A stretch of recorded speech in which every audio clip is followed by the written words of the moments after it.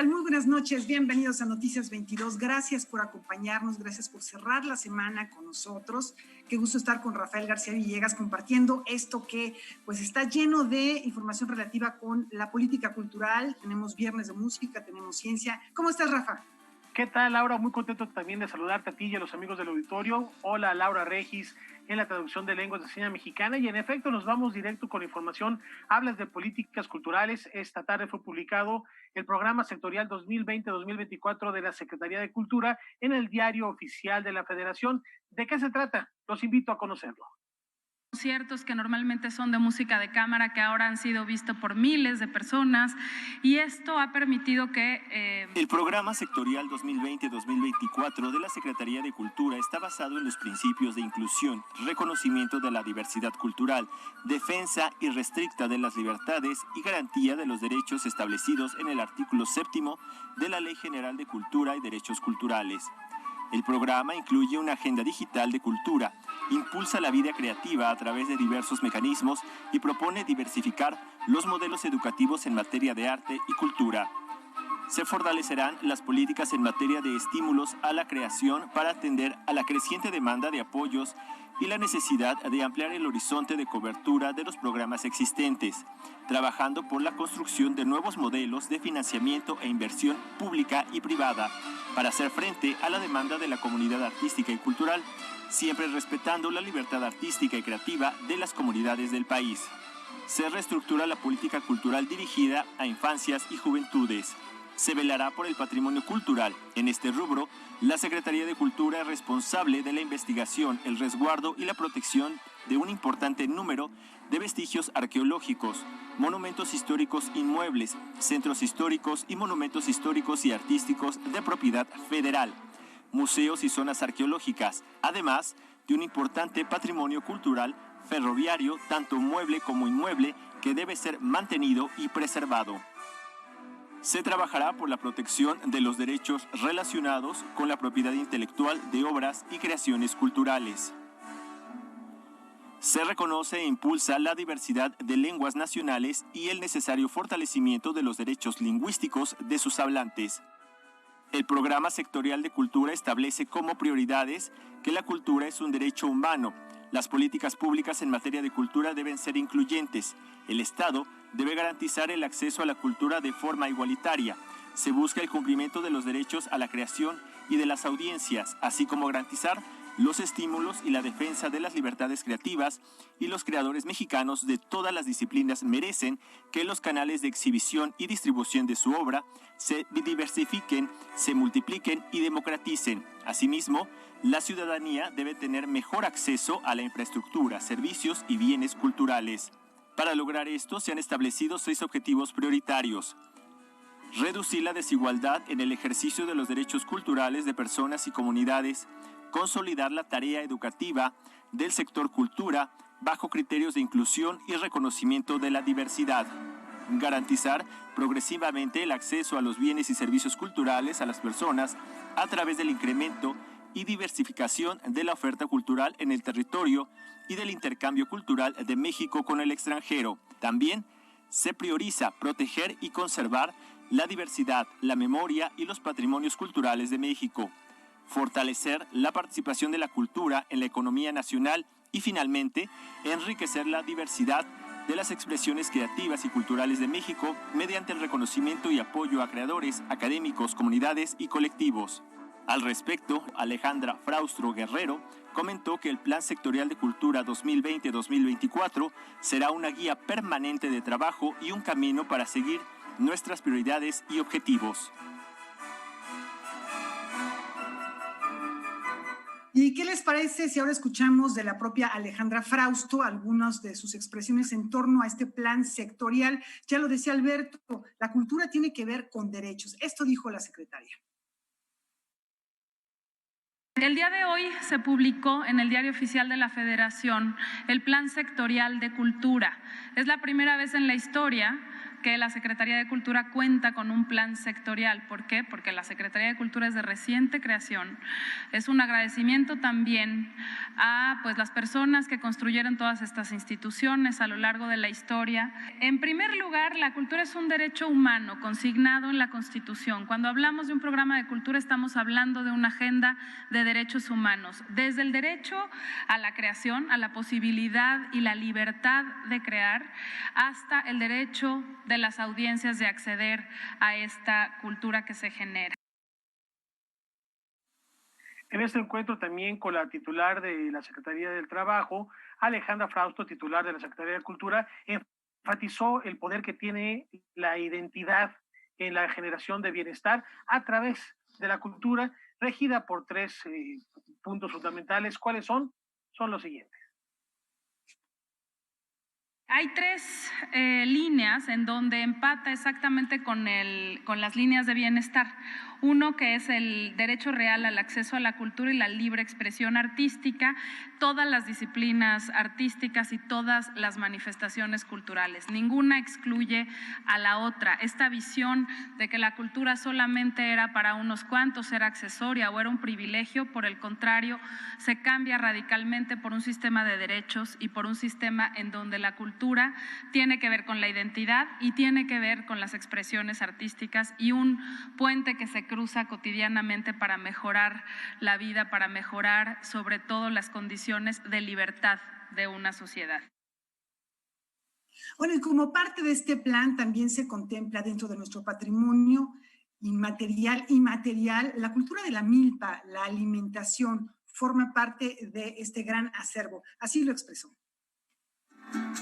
En el segundo lugar está desde luego el rescate y difusión de patrimonio.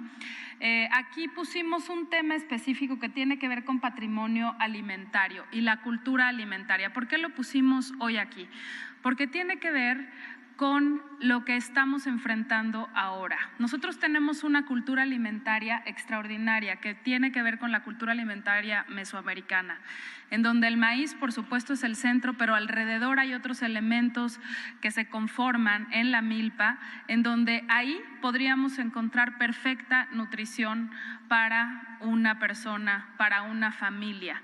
Y esto ayudaría a recuperar esta cultura, ayudará sin duda a prevenir muchas de las comorbilidades que se han hablado en esta mesa durante los últimos meses. Tiene que ver con una buena alimentación y tiene que ver con fomentar la cultura alimentaria y rescatar nuestra tradición en ese sentido. Y por supuesto, un programa nodal, un punto nodal en este programa sectorial es que la cultura llegue a cada rincón del país. Y otro eje que empata perfectamente con los ejes de bienestar es una herramienta de diálogo, cohesión, armonización y reconocimiento identitario. Aquellos lugares en donde los programas de bienestar son el principal eje por las carencias o por la marginación que encontramos en estos lugares, son aquellos en donde mayor riqueza cultural existe. Existe el programa de cultura comunitaria. Este programa tiene que ver justamente con estas zonas. Hemos llegado a más de 300 municipios que tienen un cruce de alta marginación o de situación de violencia, para que a través de este programa de cultura comunitaria los niños, los jóvenes y las familias estén involucradas todos los días en un proceso con alguna disciplina artística, en un proceso comunitario. Bueno, si quieren consultar a detalle en la página de la Secretaría de Cultura dentro del sitio del Gobierno Federal, ahí pueden encontrar todos los detalles, el documento completo para conocer cuál es lo que se está proyectando en materia de política cultural. Y ya que estamos hablando de derechos, de conquistas ciudadanas, hace exactamente 65 años las mujeres participaron por primera vez en las elecciones federales en nuestro país, así que hoy vamos a recordarlo, vamos a conmemorarlo. Es un acontecimiento importantísimo no solamente para las mujeres, sino para el conjunto de los mexicanos.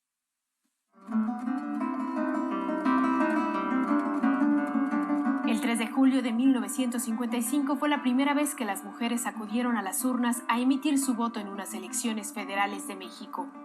En ese momento, su participación influyó en la selección de diputados para la 43 legislatura. Se trató del primer ejercicio de libertad de decisión de la población femenina. Y aunque la lucha por los derechos políticos de las mujeres inició desde finales del siglo XIX, fue en 1953 cuando el presidente Adolfo Ruiz Cortines promulgó las reformas institucionales que les otorgaron el voto en el ámbito federal. Un año antes, más de 20,000 mujeres se reunieron en el Parque 18 de Marzo, donde demandaron su derecho al sufragio y a ser electas. México fue el último país de Latinoamérica en consolidar este derecho. A 65 años de este acontecimiento histórico, es importante recordar las palabras de la Organización de las Naciones Unidas dedicada a promover la igualdad de género y el empoderamiento de las mujeres, que aseguran que la plena participación y liderazgo del sexo femenino en pie de igualdad con los hombres ya no es una opción, es una necesidad urgente para el desarrollo sostenible de un país. Y en este tenor de la equidad les platicamos que en 2021 el Centro de Capacitación Cinematográfica se convierte en la primera escuela de cine en América Latina con paridad de género en los procesos de admisión. Su director general, Alfredo Loaesa, nos explica por qué se ha tomado esta decisión. Después de 2 años de analizar la propuesta, el Centro de Capacitación Cinematográfica busca convertirse en la primera escuela de cine de América Latina con paridad de género en su oferta académica principal, es decir, en las licenciaturas en cinematografía, el curso de producción cinematográfica y audiovisual y el curso de guión cinematográfico. En pocas palabras, en 2021 habrá el mismo número de mujeres y de hombres en sus aulas. Nos preguntábamos, ¿qué hacemos? Bueno, y entonces hacemos lo que cualquier institución debería hacer en un principio, que es apoyar las políticas de igualdad, pronunciarnos a favor de la igualdad y de la igualdad en términos de derechos humanos o de oportunidades laborales, educativas, establecer acciones que ayuden a inhibirlo, pero de pronto eso no trasciende la acción directa. La decisión ha comenzado a generar polémica. Cualquiera pensaría que los méritos de cada persona, independientemente de su género, son los que deberían determinar su entrada a esta institución. Y en ese sentido se plantea la pregunta, ¿es necesario tener una cuota de género? La respuesta concreta es no debería ser necesario, pero está siendo necesario porque todos estos procesos se viven desde esta perspectiva, donde toda nuestra realidad está allanada para vivirla o experimentarla como hombre y dificultada o cuesta arriba para hacerlo como mujer. En los últimos 2 años, 1,754 hombres han aplicado a la convocatoria de ingreso a la licenciatura de cinematografía y solo 267 mujeres. Después del proceso de selección, se aceptaron a 22 hombres y a 9 mujeres. Si egresamos más hombres, porque aplican más hombres, naturalmente van a tener más hombres en el ámbito profesional, facilitándose el camino entre todos nosotros, simplemente porque hay más. Es un asunto de donde el talento y las capacidades ya tienen la ventaja de la cantidad. Entonces, esa sobrerepresentación se tiene que regular, se tiene que equilibrar. ¿Cómo es posible que sigamos con Sor Juana y sus reclamos del siglo XVII? ¿Qué hemos hecho desde entonces? Lo que hay que destacar es que las mujeres egresadas del CCC siguen abriendo brecha en diferentes ámbitos de la producción cinematográfica.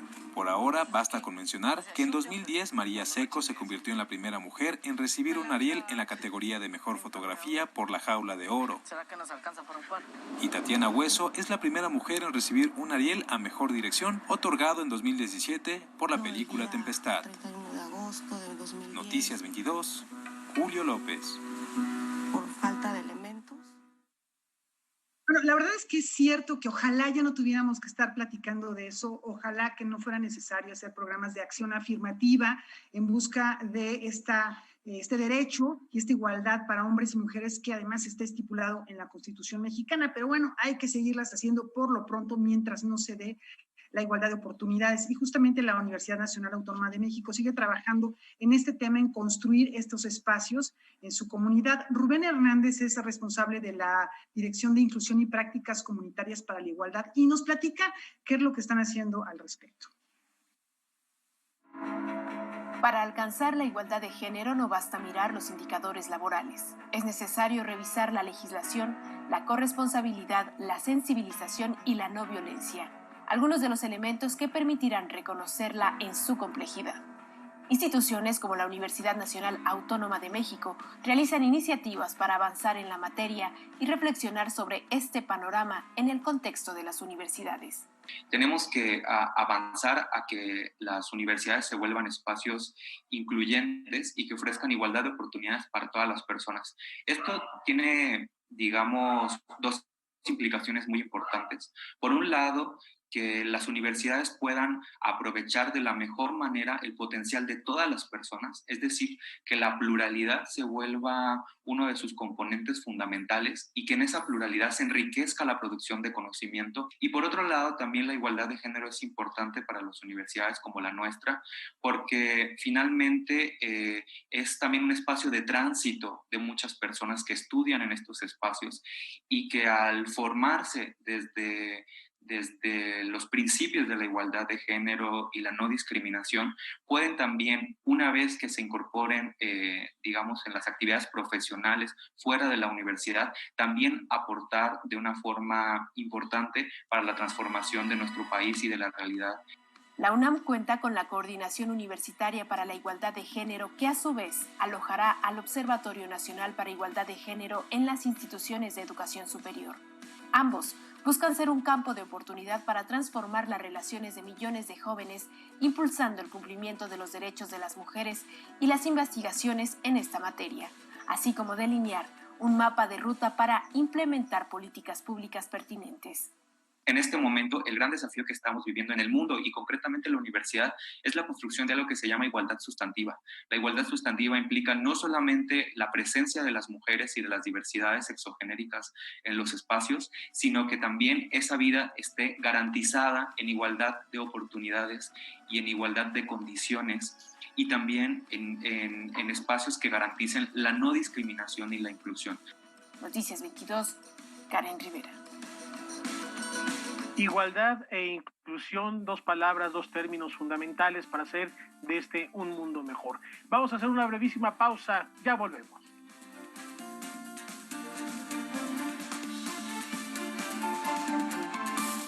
En este capítulo exploraremos las obsesiones de distintos artistas y qué vínculos se establecen entre la obsesión y la creación. David quiso hacer un cuadro sobrio, racional, geométrico y equilibrado. Y lo consiguió con creces porque este cuadro, El juramento de los Horacios, se acabó convirtiendo en el cuadro neoclásico par excellence. Obsesión, nuevo capítulo. Ramón Jenner presenta Esto es Arte, sábado, 21 horas. ¿Sientes que el gobierno federal está haciendo malas cosas? Empresas cerrando, violencia aumentando, el COVID crece sin parar. En cambio, los municipios panistas del Estado de México han equipado a médicos y paramédicos para afrontar la contingencia. Informan mediante perifoneo oportunamente de las fases del COVID. Protegen a la población más vulnerable mediante la entrega de apoyos alimentarios. Acción Nacional hace bien las cosas y gobierna para todas y todos. PAN, unidos y fuertes para defender al Estado de México. Esta noche, en punto de las 9:30, nos acompaña en malditas redes sociales Guillermo Pérez Bolde, quien es el director del Instituto de la Reputación en Digital. Hablaremos de este boicot de grandes marcas a Facebook. ¿Cuánto aguantarán? Guillermo.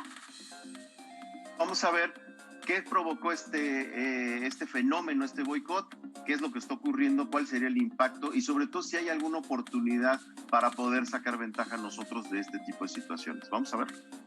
Gracias, Guillermo. Más de 500 marcas no se anunciarán, por lo menos en julio, en el ecosistema Facebook. Esto y más en punto de las 9:30 de la noche, solo por Canal 22.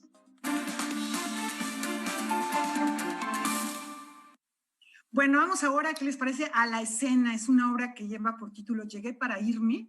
Es una pieza de Gabriel Chambé Buendía que nos muestra la locura y el estrés a pesar de o a causa del confinamiento.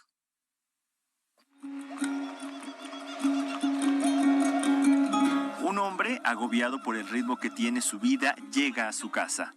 Estresado, gira sin salida. Corre, va, viene, viaja, jamás descansa. No tiene el tiempo para pensar porque vive en un constante movimiento.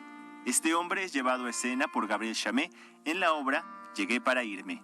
Lo que yo me parecía muy importante es ver esta locura que venimos viviendo hasta la cuarentena, que es muy interesante que la cuarentena nos ha detenido a todos, es el no poder parar. Es esta cosa de llegué para irme, no es solamente estoy acá pero me voy de viaje, es que acá ya no estoy. Donde yo estoy pensando que ahora estamos haciendo esta nota, yo ya estoy pensando al mismo tiempo que tengo que hacer no sé qué, y ya estoy con el teléfono que no sé qué, y ya estoy con un permiso de la cuarentena que tengo que viajar. O sea, uno está así en esta vida moderna.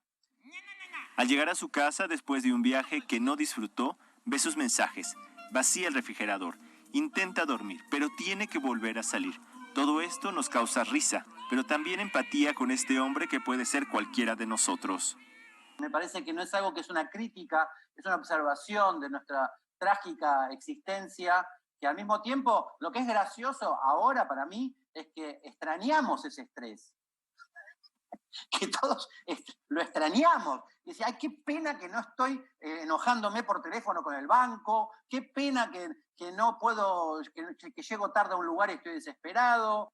Llegué para irme, que es una obra hermosísima, una obra para todo público, como él bien dice, la entiende un niño, la entiende un anciano. O sea, a mí realmente me parece una obra de una poesía y muy profunda, porque a partir de la risa también nos vemos, ¿no? Vemos nuestras tragedias. Esta obra realmente es bellísima.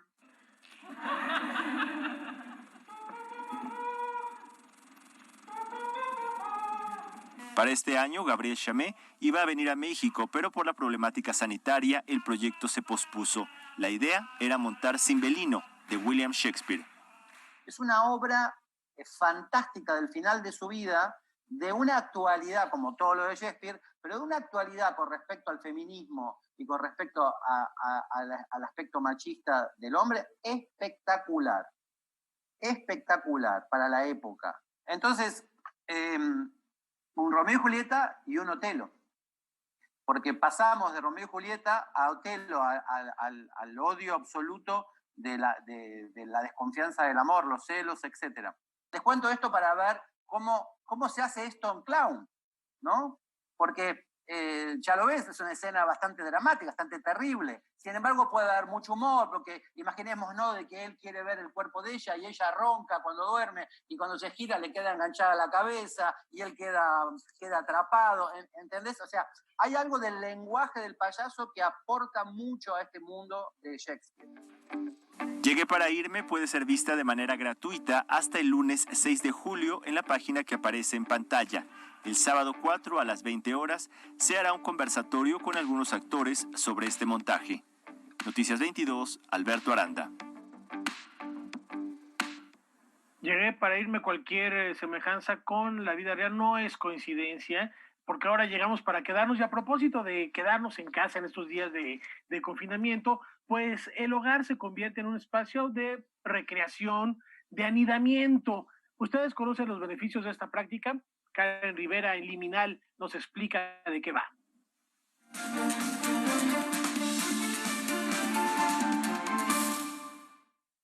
¿Qué tal? Qué gusto saludarlos en Liminal, la ciencia en movimiento.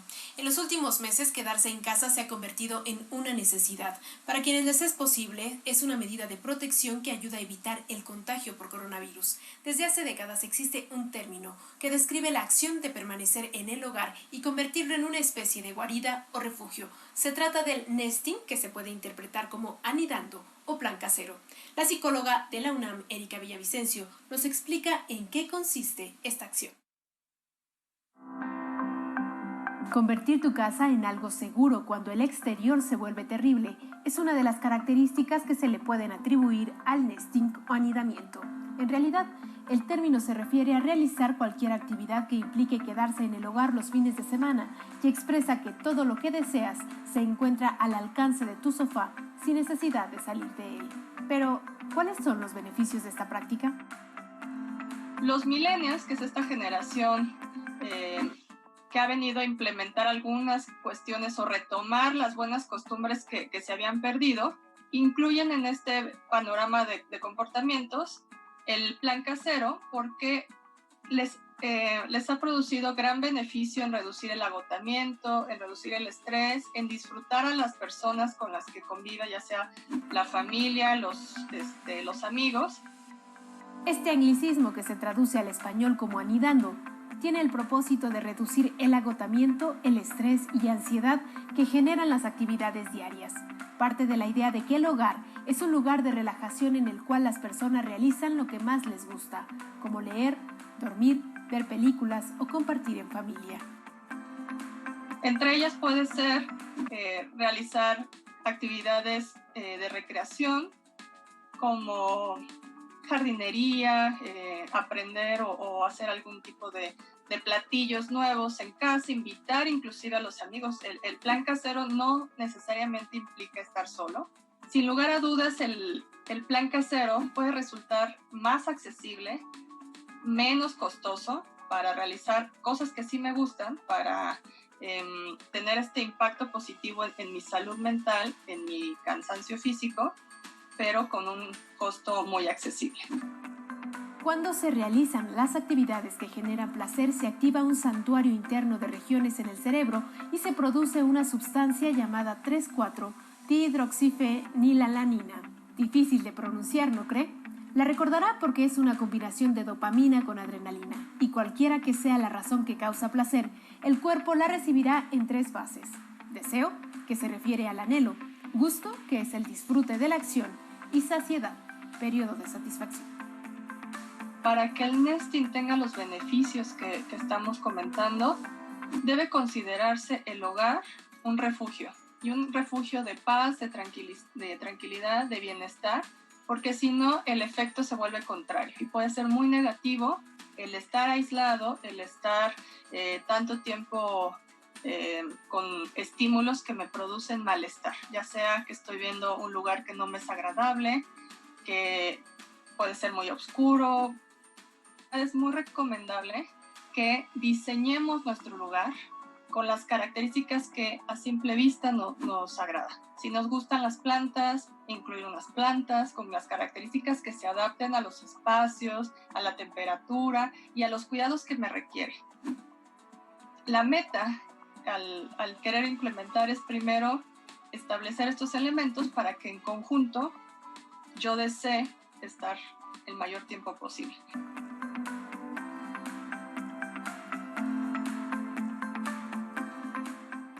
Controlar los niveles de estrés, ansiedad o cansancio es fundamental para mantener nuestra salud mental sana.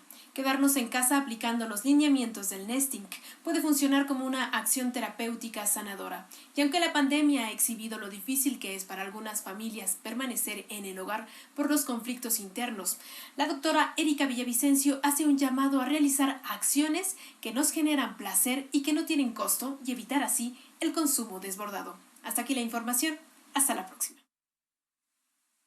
Bueno, el nesting, no sé cómo vea Rafa, pero yo creo que también incluye este anidamiento, la convivencia con animalitos de compañía, que estás relajado, que estás transmitiendo el programa y vienen, te dan una vueltecita, ven cómo está la señal de internet y bueno, pues a gusto. Es fundamental.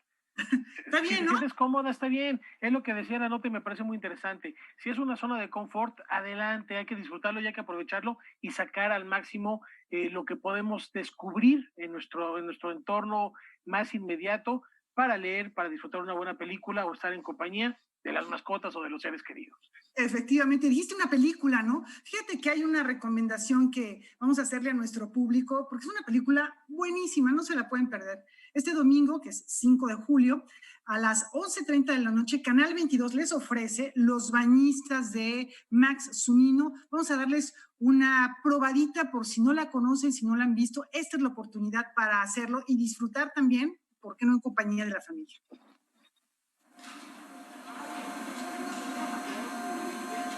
El 5 de julio, Canal 22 presenta en Cine de 5 estrellas Los Bañistas, ópera prima del director Max Zunino. Este filme tuvo su estreno en 2014 en el marco del Festival Internacional de Cine de Montreal, donde se llevó el premio FIPRESI. 2 años más tarde tuvo una breve corrida comercial y desde entonces no ha dejado de tener contacto con el público. Tranquila, estamos a mano. La película tuvo desde que la estrenamos en Canadá y aquí en el Festival de Guadalajara, tuvo una muy buena reacción del público y sobre todo una identificación, ¿no?, del público. Justamente porque creo que apela a algo muy básico de la naturaleza humana y también a algo muy básico del tipo de sociedades capitalistas en las que vivimos, ¿no? Este tipo de conflictos pues no empezaron hace 6 años, ni empezaron ahorita con la pandemia. Son conflictos que hemos venido viviendo de uno u otro modo, de menos del siglo XX para acá, de menos. La historia gira en torno a Flavia, una adolescente caprichosa con aspiraciones artísticas, y su vecino Martín, un hombre maduro y de rígidas costumbres, ambos afectados de diferentes formas por la crisis económica. Justo debajo del lugar donde viven, un plantón invade la calle.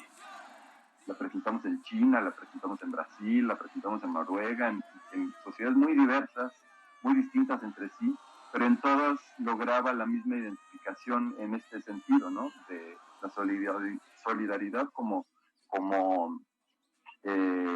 característica necesaria para poder sobrevivir crisis. Canal 22 transmitirá a Los Bañistas este domingo en punto de las 23:30 horas. Noticias 22, Julio López.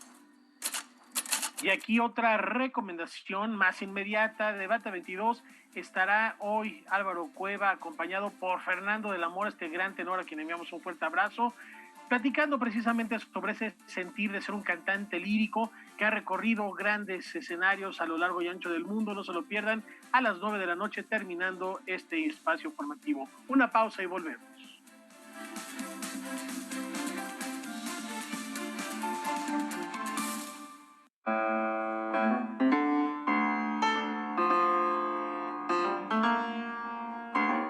Sábado disfruta de la presentación del pianista clásico italiano Carlo Grante.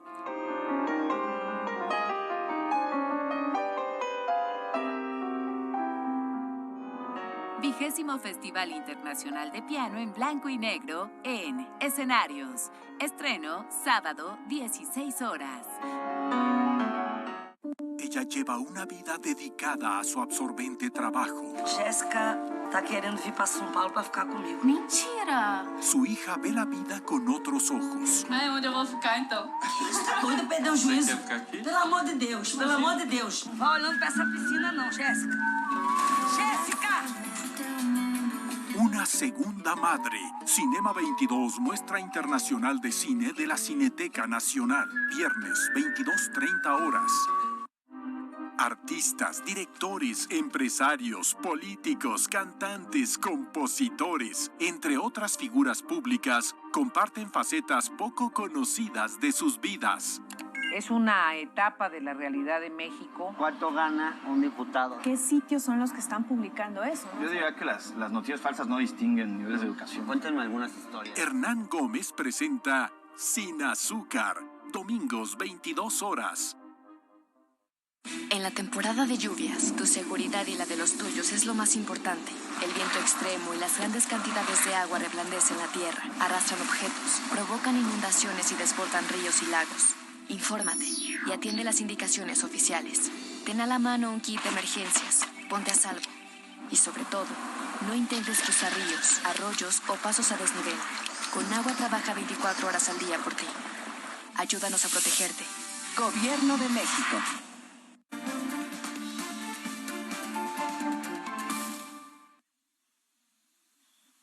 Hace ratito les platicamos acerca de una pieza escénica de Gabriel Chambé que es Llegué para irme, en torno al clown, y les tenemos otra propuesta de este mismo género. Se trata del grupo Los Banjazos, que se ha integrado a la plataforma digital Contigo a la Distancia, con una serie de videos, la verdad, muy entretenidos, pero además también muy útiles porque nos enseñan la exploración, el conocimiento y la práctica del método clown. 51 proyectos fueron elegidos en la disciplina Artes Circenses y podrán ser vistos en la plataforma Contigo en la Distancia. Uno de los grupos que resultaron ganadores fueron los Banzayos, integrado por Alex Pisano y Lars Uribe, quienes realizaron 3 tutoriales en donde exponen conceptos básicos de la técnica de clown. Hoy estamos leyendo acerca de humor. Nosotros ya teníamos pensado empezar a hacer videos para nuestras plataformas digitales, principalmente para YouTube. Hacer videos, sketches cortos, cómicos, y pues justo antes de la cuarentena, pues afortunadamente teníamos bastante movimiento escénico en varios puntos de la República. Entonces, justo por estar así de un lado a otro, no tuvimos ni teníamos el tiempo de pues sentarnos a escribir los guiones y empezar la producción de los videos. Entonces, pues vimos esto como una oportunidad y el empuje para empezar con los videos. Y pues estamos encantados, o sea, ya iniciamos con el proceso y queremos continuarlo, empezar a hacer más tutoriales, videos de sketches cortos. Practicar frente a un espejo nos puede ayudar a reconocer uno de los elementos más importantes del comediante: el gesto. La propuesta es utilizar espacios y objetos hogareños para realizar exploraciones en soledad o con ayuda de familiares. Todo esto con la intención de hacer el laboratorio desde casa. Propusimos estos tutoriales acerca del humor. Son 3 videos de 5 minutos cada uno. Seleccionamos material que estábamos trabajando, el cual dijimos, bueno, ¿qué de este material podemos compartir y dejar un poco como la espinita para la investigación? Es decir, para la gente que lo vea o que sepa de este material pueda profundizar. Y entonces, y todo aquel material que habíamos hecho en el laboratorio que era más específico, decidimos dejarlo a un lado. Y entonces elegimos primero el material que de entrada por sí solo tenía un principio y un medio y un fin. La convocatoria logró llamar la atención de la comunidad circense de todo el país y mostrar así disciplinas como arte del payaso, contorsionistas, equilibristas y malabaristas. Los estados con mayor participación fueron Aguascalientes, Ciudad de México, Estado de México, Jalisco, Puebla y Querétaro. Noticias 22, Alberto Aranda. Y ahora nos vamos a la música porque Solistas Ensamble presenta su temporada virtual de julio y agosto. Con la interpretación de obras que van desde Brahms hasta Carlos Chávez, Solistas Ensamble de Bellas Artes, bajo la dirección de Christian Gomer, anuncia la temporada virtual 2020. Compuesto por 8 videos, el ciclo arranca este sábado con la transmisión de una gala de ópera francesa que la agrupación presentó en el Palacio de Bellas Artes junto a la Orquesta Sinfónica del Instituto Politécnico Nacional en 2018. En esta gala participaron prácticamente todos los miembros del ensamble, más algunos invitados, y hicimos un recorrido por los diferentes periodos de la historia de la música de la ópera francesa, pasando desde más o menos ópera de finales del barroco con Christoph Willibald Gluck, y llegamos hasta Massenet, que son principios del siglo XX.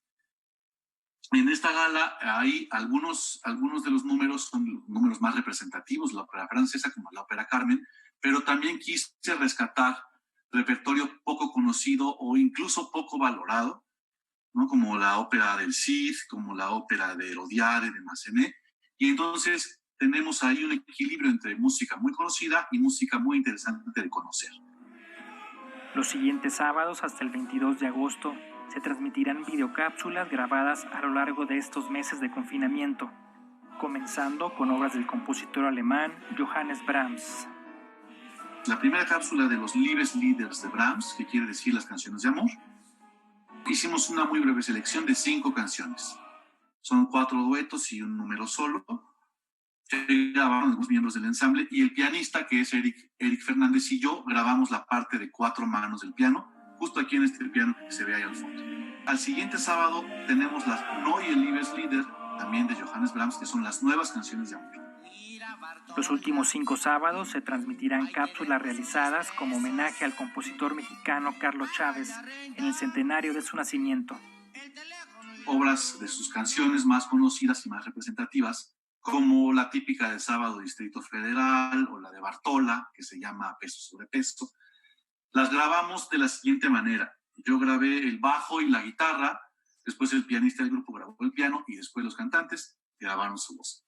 Todas estas canciones están alternadas con breves explicaciones, ya sea del compositor, de la obra, breves comentarios, para que la gente, el público que nos haga el honor de escucharnos, pues sepa un poco de lo que estamos trabajando. Los videos, cuyo estreno será de forma semanal, se albergarán en la página de YouTube del Imbal. Noticias 22, Omar Vera.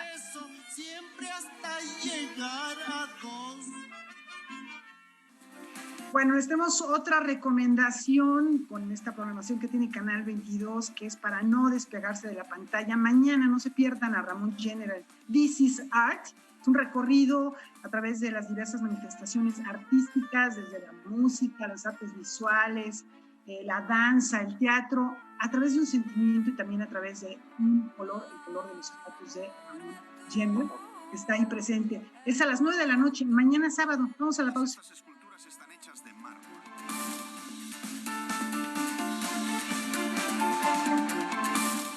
Es momento de echar a volar la imaginación con cosas que se tienen en el hogar para disfrutar de una vida sexual placentera. Por ejemplo, Bellito ese sí está sabroso porque ese incluso nos puede dar como sensaciones. Pasar por todos los sentidos y no solamente por el juguete sexual para inserción. Pedro Cominic y Erika Islas hablan de... Curiosamente es más seguro un objeto de mayor tamaño. Juguetes sexuales caseros. El sexo nuestro de cada día. Reestreno. Sábado, 22 horas.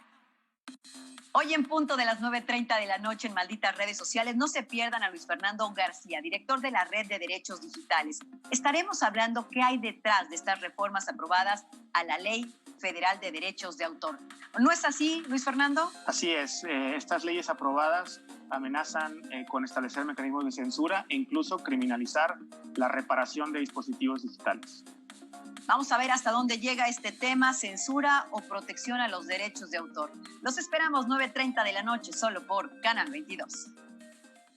Esta noche en Debate 22 tendremos uno de los mejores programas de toda nuestra historia. Tendré el privilegio, el honor de charlar, ya lo vieron, con el gran Fernando de la Mora. Quédense después del Noti, les conviene, es Debate 22. Hoy, 21 horas.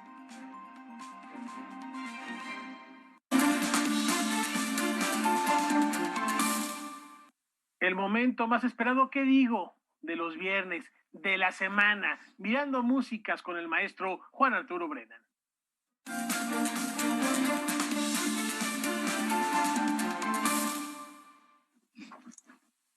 Muy buenas noches a todos. Debo confesarles que hay pocas cosas que me levantan más el ánimo después de una semana muy agotadora de estar pegado con mis ojitos al Zoom, ya no lo soporto, pero no hay otra, que las efusivas presentaciones que de mi persona y mi sección hace mi amigo y colega Rafael García Villegas. Hola, Rafa. Laura, buenas noches también. Sergio y todos los que están en cabina, buenas noches, y sobre todo buenas noches a ustedes, amables televidentes. Voy a iniciar hoy mi sección con una reflexión. Entre las 50,000 cosas extrañas de todo tipo, el abanico es amplísimo, que nos han ocurrido, que han ocurrido en el mundo con motivo de la epidemia, el confinamiento, etcétera, es que este impulso muy notable, este momentum, esta enjundia que adquirió el movimiento feminista a partir específicamente de noviembre del año pasado, con las cosas que ocurrieron en Valparaíso y Santiago en Chile, después por todo el mundo, y que culminaron el 8 de marzo de manera muy importante, y que además no iban a parar ahí, por supuesto, se detuvieron también. Una semana después del 8 de marzo, todos encerrados, todas encerradas, de manera que ese impulso, ese momento, se detuvo, por una parte. Y por otra parte, muchas de las reivindicaciones y de las querellas de ese movimiento importante siguen presentes y de hecho se han agudizado durante la pandemia. Todo esto viene a cuento porque con motivo de esto que me parece muy importante, voy a estar explorando con bastante frecuencia en las semanas siguientes las voces y las presencias de mujeres que cantan, de mujeres que tocan, de mujeres que hacen música, para que todo esto no se nos olvide. Y el día de hoy tengo que mencionar a nuestro colega y amigo Huemansin Rodríguez, porque la culpa, así como decían antes, la culpa la tiene la Yun. Algunos de ustedes saben a qué me refiero.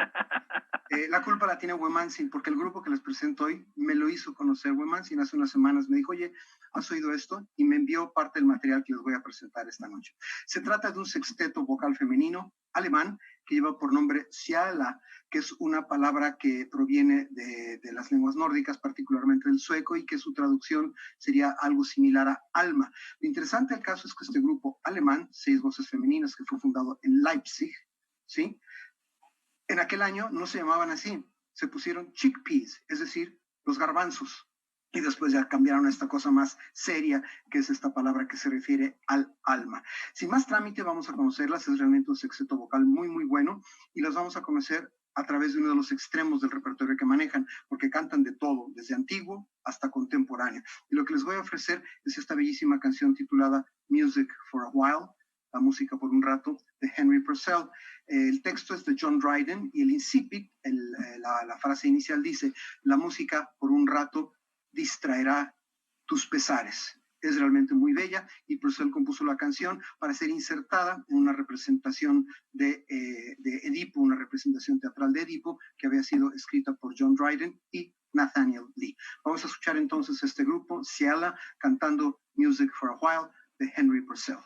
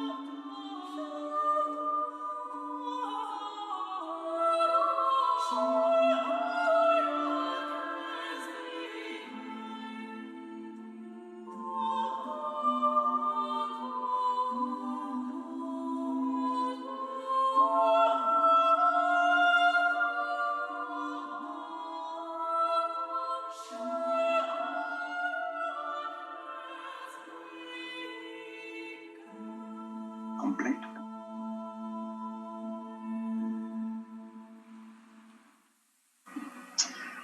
Y ahí pues la presencia de este espléndido ensamble vocal, coral alemán, fundado en Leipzig en 2005 y que hoy se llaman Ciela.